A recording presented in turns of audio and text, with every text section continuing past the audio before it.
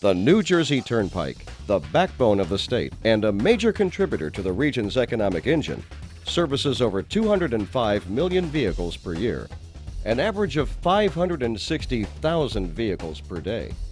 When operating efficiently, it is the best roadway in the country. But as the traffic volumes have increased, so has the opportunity for congestion. Now, after years of research and forecasting, the New Jersey Turnpike Authority is ready to start the biggest single project in its history. The project is the Interchange 6 to 9 Widening program, spanning from Interchange 6 in Mansfield Township to Interchange 9 in East Brunswick, over 35 miles of highway, a full 1/3 of the length of the complete turnpike.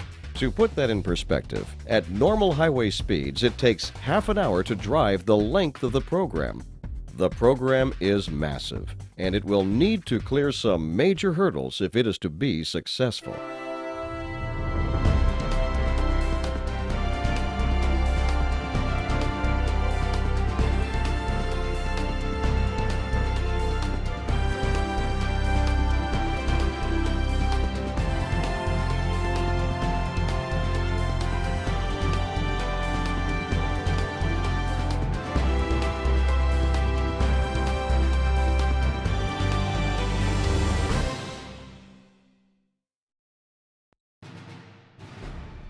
The automotive boom of a post-World War II United States made it increasingly clear that New Jersey was lacking the capacity to provide efficient travel.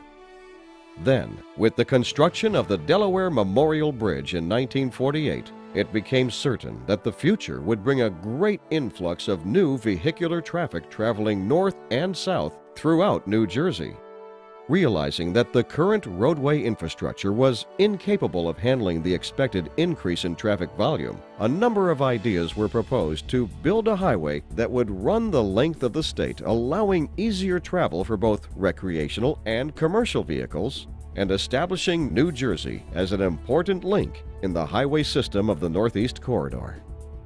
New Jersey's Governor Alfred E. Driscoll soon set out on a quest to enhance the possibilities of travel in the state. His vision was the New Jersey Turnpike. In October of 1948, Governor Driscoll began to make his vision a reality by passing the New Jersey Turnpike Authority Act, which outlined the duties and rights of the New Jersey Turnpike Authority and detailed the purpose of the roadway. The New Jersey Turnpike was to be a toll road spanning 118 miles, connecting New York via the George Washington Bridge and Delaware via the Delaware Memorial Bridge. The Turnpike Authority immediately went to work to take Governor Driscoll's vision from merely an idea to a tangible structure of steel and asphalt, which would revolutionize travel in the state of New Jersey. We sold the bonds in 1949. Had the legislature in 1948 passed the empowering legislation establishing the New Jersey Turnpike Authority. They sold the bonds in 49. In 1950, the first contracts were then starting to be awarded to build the road. 1950. All the time, Chairman Trost, Paul Trost, had the big sign in his window down there in the State House. The turnpike must be done by 51. The shock of the century was an announcement made that the turnpike, after a thorough evaluation, has elected to go with asphalt. It ushered in the era of asphalted concrete heavy-duty highways. Their hard work paid off when the New Jersey Turnpike was fully completed and open to the public. An unprecedented 21 months after construction began. The Turnpike immediately became a vital corridor for transporting travelers throughout the Northeast, as well as an essential route economically, accommodating the transportation of goods from the ports and shipping hubs throughout the state. Although the completion of the Turnpike was a monumental accomplishment, it was only the first step in the New Jersey Turnpike Authority's mission to provide a better highway system for the Northeast and make travel more efficient for all motorists. As the volume of traffic on the roadway increased, it was evident that in order to achieve the goal of safe, efficient travel, the capacity of the New Jersey Turnpike needed to be increased as well. Since its opening, the Turnpike has undertaken 7 major expansion projects to enhance and expand the roadway and its capabilities. Over the last few decades, the Northeast has seen tremendous growth. The New Jersey Turnpike has always been defined as the economic engine of the state of New Jersey because it is the backbone of transportation and it carries a huge amount of commercial traffic that obviously helps New Jersey prosper in terms of its ports, its airports, its surface transportation and transit. So it has a tremendous impact and certainly is an indicator to us of how well the economy is doing based on how well our traffic is doing. The volume of traffic is forecast to increase to the point where the Turnpike's current facilities between Interchange 6 and Interchange 9 will no longer be able to provide optimum conditions for efficient, safe travel. When this 35-mile section of roadway becomes congested, its effects are far-reaching, not just causing delays on the New Jersey Turnpike, but causing significant spillover of traffic onto the local road networks. To prevent this, the New Jersey Turnpike Authority has embarked on its latest expansion project, the Interchange 6 to 9 Widening Program. A key part of this widening program will include the removal of the troublesome southbound merge just south of Interchange 8A and will add 170 lane miles to the existing roadway at an estimated cost of $2.5 billion. It's an unusual project for the Turnpike staff. There hasn't been anything done like this in New Jersey in quite some time. It could possibly be the most significant transportation project in New Jersey in our generation. Tackling a project of this magnitude is no easy task. There are countless hours of planning, preparation, and design that must take place before any construction can begin. There's a variety of design elements that go into the complete design of the project. There's certainly geometrics, drainage, stormwater management, right-of-way, utilities. There's a series of things that go into each one of these contracts that needs to be considered in the final total design. Completing each of these preliminary steps is vital to making the program not only a reality, but a successful, coordinated, and well-executed venture. The preliminary design for the widening program began approximately 7 years before the first construction project commenced. Preliminary design really involves a determination as to, first of all, whether a project is warranted, and secondly, what the scope of the project should be. To begin, traffic engineers measure current traffic conditions and congestion in order to establish existing conditions. They then gather data and look at trends such as economic growth in order to project future traffic demands on the roadways. So once we establish the existing conditions, then comes the fun part of projecting what the traffic volumes and the conditions are going to be in 20, 25, 30 years from now to predict that. The transportation planners have a tool called travel demand forecasting model. The model kind of predicts based on the socioeconomic data of the region on what the projections are going to be. Traffic planning plays a vital role in maintaining safe driving conditions. Studies have shown that traffic congestion is directly related to the frequency of accidents. Thus, widening the roadways to allow a better flow of traffic will lessen the number of collisions. The dualized roadway system that the New Jersey Turnpike Authority utilizes in the most heavily traveled areas also enhances safety by adding redundancies and separating the car traffic from the larger truck traffic. The obvious difference between what's going on today and what happened years ago is the need for environmental compliance and the need to satisfy many constraints that are placed upon a project in order to comply with a myriad of environmental rules and regulations. People think we're a state agency, we get, we don't have to go through certain permits, and it's actually the opposite. The environmental laws really only came into place in the early 1970s. requiring things like wetlands permits, stormwater permits, and then in New Jersey, there was an executive order signed in the late 1980s called Executive Order 215 that required an environmental impact statement. The environmental assessment process begins with field investigations. Scientists go into the areas that could be impacted by the widening and gather data. There, they look for animal habitats, endangered species of plants and animals, and portions of wetlands that should not be disturbed. Once construction begins, and even after it is complete, they will continue to monitor the areas to ensure that no harm is done to any wildlife and that the environmental impacts are kept to a minimum. Thousands of hours have been spent securing environmental permits. This project runs through a lot of wetlands, over about 80 different water courses, and to impact those wetlands and those water courses, you need to get your permits from the DEP, the New Jersey Department of Environmental Protection. Existing wetlands can be preserved, previously disturbed wetlands can be restored, or new wetlands can be created to ensure the same ecological balance exists after construction is completed. There are 120 acres of wetlands impacted by the widening program. That's an extensive amount of wetlands. So we have to mitigate for those wetland impacts, which means for 120 acres of impacts, we have to create 240 acres of new wetlands. We did that through mitigation banking, and we're actually now out in the field constructing new wetlands to compensate for those impacts. Since much of the wetlands that are impacted are simple drainage ditches along the existing turnpike, the project will actually result in a drastic improvement of the wetlands in the area. Additionally, miles of retaining walls needed to be constructed along the corridor in order to help minimize environmental impacts of not only the wetlands, but also to limit encroachment on preserved farmlands. Environmental impacts, however, are certainly not limited to land and wildlife.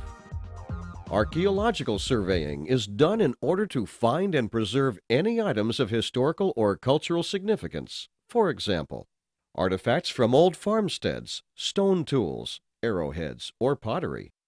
These artifacts, when recovered, are sent to museums to be preserved. Only after all efforts are taken to ensure the sites are free from such pieces of history can construction begin. Another important phase in the widening program's preliminary design was the geotechnical research phase. Geotechnical data is collected from the sites in order to give the designers an idea of the conditions they're working with. Using this data, they can see how the land will react to the roadways and structures being built upon it, and make sure that the soil is up to the required specifications for construction to begin there. It's very important. Now, what happens if you have soft material below ground? And that will cause in future settlements. If you have materials loose in sand, for instance, that would also cause settlements, or even if it is in the earthquake area, it can also cause liquefactions or like. So these are the foundation concerns that as a geotechnical engineer they had to address. For this program, 2,500 borings were drilled in order to gather the necessary data. Throughout my career, more problems and more overruns have happened because of not getting enough information about the soils in the area. Once the subsurface material is collected, it is tested for its strength and checked to identify the geological composition. This testing will allow designers to identify where settlement may be an issue and design accordingly. Due to the different subsurface conditions, we do get settlements. We've had almost close to a foot of settlement in some areas that we need to accommodate or provide surcharge, and that otherwise, you'll build something and it won't be where you think it is in the end. Knowing the degree to which the structures could settle is of vital importance to the safety and functionality of the roadway design. Geotechnical results must be taken into account when the engineers decide what kinds of bridge and roadway foundations are needed to support the proposed structures. While the environmental research is being conducted and the plans for the roadway are being finalized, the Turnpike Authority also turned its attention towards intensive public outreach efforts. there were posters displayed at rest areas along the Turnpike outlining the widening program. Brochures were distributed to residents in surrounding communities, and public meetings were held so all community concerns ranging from detours and road closures to noise walls to reforestation efforts were addressed. This gave residents of the communities surrounding the Turnpike corridor an opportunity to get up-to-date, detailed information on what impacts the program would have on their lives. Another important community issue the Turnpike Authority tackled was the process of property acquisitions. In order to widen the roadway, some areas of land that run parallel to the existing Turnpike corridor needed to be purchased so construction could commence. There were, in general, about 300 parcels, which are individual portions of property or property rights that are acquired. Generally, it amounts to about 450 or so acres of land.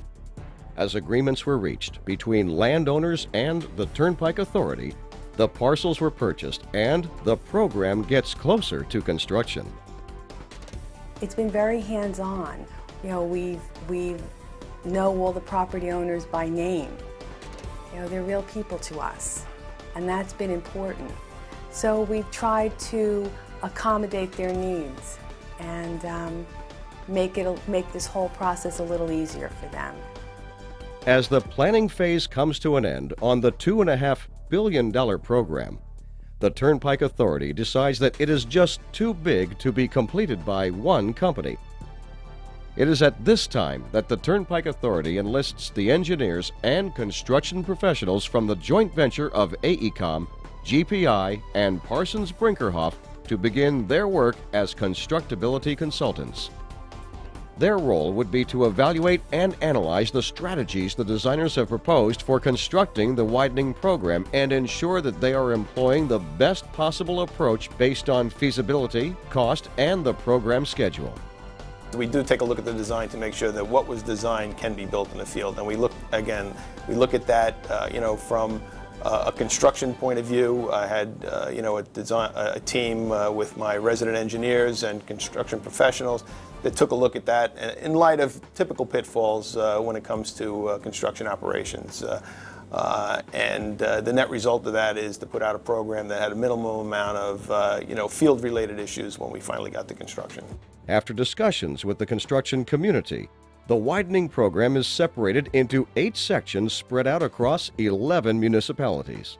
We broke the program into 30 different contracts, construction contracts, and a lot of that was to keep them at manageable levels. You can't have one contract for $1.8 billion. It just won't work. But we broke them into more manageable, keeps the contractors in New Jersey and the surrounding areas involved rather than a large one and somebody comes in from overseas and does the work. Dividing the program into 30 contracts across 8 sections would allow for the gradual completion of work, as different phases of construction were occurring in different locations and at different intervals along the 35-mile program. This program would serve to provide thousands of jobs for New Jersey residents and provide much-needed employment opportunities to local contractors. The separation of the program into 30 separate contracts also allowed for the authority to spread out the work between many business enterprises, maintaining their commitment to providing companies with opportunities to win contracts that were feasible for them to construct and manageable with their resources. Turnpike Authority executives made sure to widely publicize the opportunities and invited all interested members of the contracting community to meetings where they explained the planned contracts and the scope of work each would involve. This allowed the companies to gain a better understanding of the upcoming opportunities that would be available during the widening program so they could plan and prepare accordingly for the work they were interested in pursuing.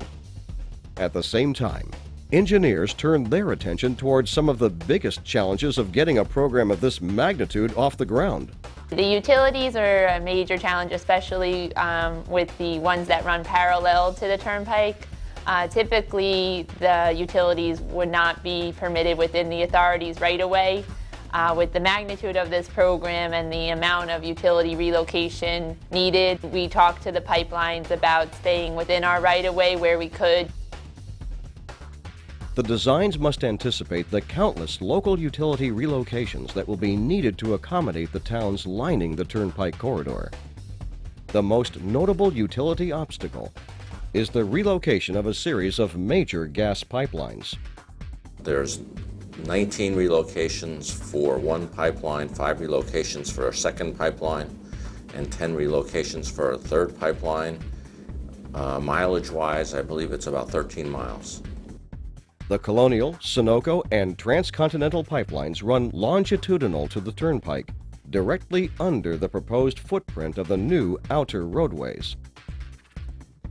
In some cases, only a slight shift of 30 feet is necessary to gain proper clearance distance, while in other cases, such as at Interchange 6, a more complicated relocation is necessary due to the number of ramps being added in addition to roadway expansion. In addition to the miles of retaining walls, earthwork, and bridge structures that they have in common, each section is unique and tackles different challenges. Section 1, designed by PB Americas Incorporated, is located in Mansfield Township and makes up 3.6 miles of the program, most notably including the reconstruction of Interchange 6, including 7 new ramps. This section also includes the design and construction of the new merge-diverge south of Interchange 6 to and from the dualized roadway.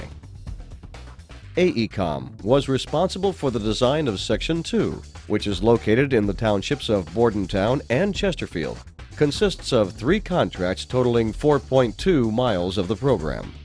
It includes 2 mainline bridge viaduct structures over the Interchange 7, as well as 4 new ramps to access the interchange. Section 3 is located in Chesterfield, Hamilton, and Robbinsville townships, and is split into 2 contracts accounting for 3.2 miles of the program. Designed by Michael Baker Jr. Incorporated, this section features extensive utility relocations as well as 4 mainline bridge structures and the challenging connections to the service areas located on either side of the corridor. Section 4, designed by the Lewis Berger Group Incorporated, is located entirely within the township of Robbinsville and is divided into 2 contracts and includes 2.3 miles of the program. The primary features here will be improvements to the Interchange 7A toll plaza as well as a new Interstate I-95 bridge that will be constructed over the Turnpike. Medina Consultants PC led the design of Section 5, which is located in the townships of Robbinsville and East Windsor and makes up 4.7 miles of the program. It is separated into 3 contracts, which include 5 new local road bridges as well as a new U-turn structure. Section 6, designed by Dewberry Goodkind Incorporated, accounts for 1.6 miles of the program and traverses East Windsor Township. This section includes 5 contracts and covers the complete relocation of Interchange 8, including 6 mainline bridges, 8 new ramps, a new toll plaza, and all necessary connections with Route NJ33 and Route NJ133, as well as 1 local road bridge and 1 S-turn structure over the Turnpike mainline. Section 7 was designed by Aurora & Associates PC and is located in East Windsor and Cranberry Townships. Totaling 2.3 miles of the program and including 2 contracts, construction will include 5 mainline bridge structures as well as 3 local road bridges and a new S-turn structure over the Turnpike mainline. The northern section, Section 8, runs through the townships of Cranberry, Monroe, South Brunswick, and East Brunswick, and the borough of Milltown, and encompasses the area from the Molly Pitcher service area south of Interchange 8A to Interchange 9 on the Turnpike mainline. This substantial stretch of the program was designed by Edwards & Kelsey Incorporated and contains one of the most challenging features of the entire widening program: the elimination of the troublesome merge located between interchanges 8 and 8A, where the car and truck lanes currently come together. The widening will allow the dualized roadway system that exists at the program's northern limits to be maintained down to Interchange 6. This section features significant mainline work, primarily reconstructing the entire main line 12 lanes south of Interchange 8A and widening of the existing northbound and southbound outer roadways between interchanges 8A and 9, which currently consist of 2 lanes and a shoulder. Widening of roadways will allow for an additional lane and new shoulder in each direction, upgrading this section to the full dual configuration being implemented throughout the widening program corridor. Since the inner roadways in this section already operate 3 lanes and a shoulder in each direction, they will not require any significant improvements. In addition, 2 new local road bridges over the Turnpike will be constructed, as well as 2 new ramps connecting the Molly Pitcher service area and 1 new ramp connecting to Interchange 8A. The joint venture of AECOM, Greenman Peterson, and Parsons Brinkerhoff, in addition to HNTB and Stone & Webster, are chosen to oversee the contracts, with the responsibility of keeping the program on schedule. The staging and phasing of the many contracts making up the program is a key element to that success. This approach reduces traffic congestion because it avoids the inevitable confusion and problems that would arise by having all the contractors working simultaneously, and keeps different contractors from having the same problems. On July 2, 2009, after years of planning and designing, ground is broken. I think that we are striking in the spirit of those that came before us, and making sure that this road continues to deliver the independence to travel freely, the independence to travel without delay, the independence to have businesses that work and depend on our state's highway system. Construction finally begins, and the engineers can see their designs coming to life. Land is being cleared and prepped. New bridges are going up, and everyone is hard at work at building roadways safely and to the specifications of the designers. I always like construction because I like to see the final product. So it's really neat now that, you know, we're taking this to its final phase now. You see bridges going up, you see asphalt being put down, and that's really what the enjoyment I get out of engineering is, to see a product finished, and that's where we're going now, and it's really a lot of fun. At this point, the designer's role changes into that of support for the resident engineers and the contractors. Through the construction, the design activities continue to be involved because of shop drawing review process. And whenever there's issues that came up in the field where we need to have the designers' input, because they were the ones that have the intricate knowledge of why they put the project together the way they did, why they had a contract that had certain activities in it, in certain sequences, etc. The 6 to 9 widening program is a long way from completion. And though many challenges have already been overcome up to this point, many more await. Thanks to the hard work of the thousands of people who have been involved in this project, from the New Jersey Turnpike Authority to the design firms, to the individual contractors and subcontractors, everyone is looking forward to completing the widening safely and successfully.